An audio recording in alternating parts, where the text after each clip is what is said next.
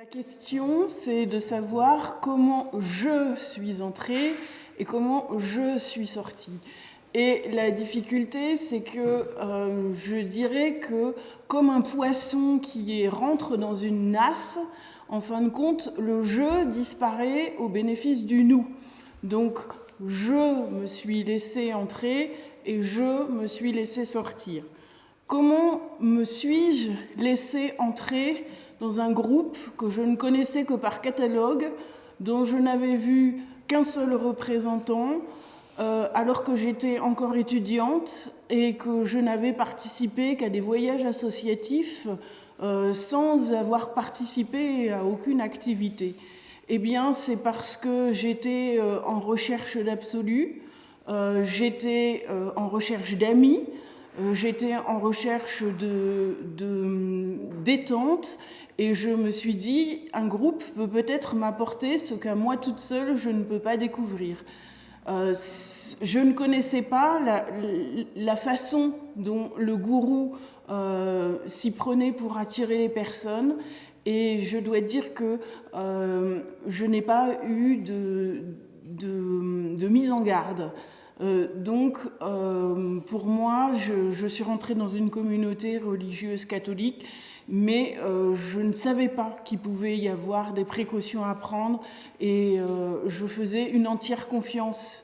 Ce qui fait que quand j'avais choisi une personne pour m'accompagner, cette personne m'a dit « il faut que tu arrêtes tes études ». J'ai voulu terminer mes études, donc j'avais l'impression que j'étais libre finalement parce que j'avais réussi à la fois à lui faire plaisir en rentrant, mais en même temps à faire ce que je voulais en terminant mes études. Donc je n'allais pas au conflit et c'est une fois à l'intérieur que je me suis rendu compte que certaines choses n'allaient pas. Mais je dirais que c'est comme si tous les signaux d'alerte se mettaient, devenaient des signaux de détresse au fur et à mesure, mais que je ne savais plus comment faire pour actionner le signal de sortie. Donc ça, c'était en 1992. Ensuite, il s'est passé 10 années pendant lesquelles j'ai été maltraitée, j'ai même été battue. Rien n'y a fait, je restais toujours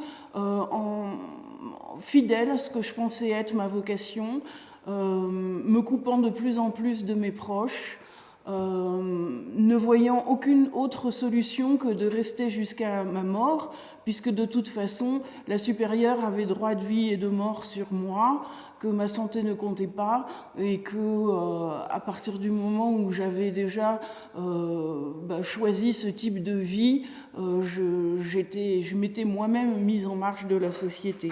Donc comment j'en suis sortie ?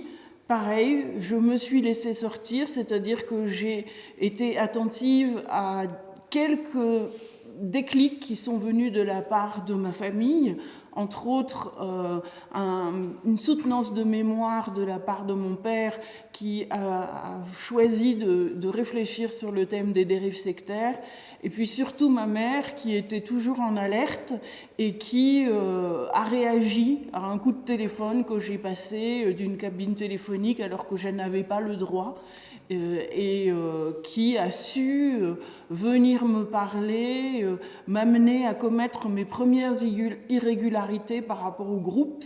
Et ça, c'était important pour retrouver la notion du jeu, parce que mon jeu était dilué dans le nous du groupe. Donc je dirais que je suis sortie parce que je n'avais plus la force physique de rester, et que ce n'est qu'une fois sortie que j'ai réalisé ce qu'on avait fait de moi.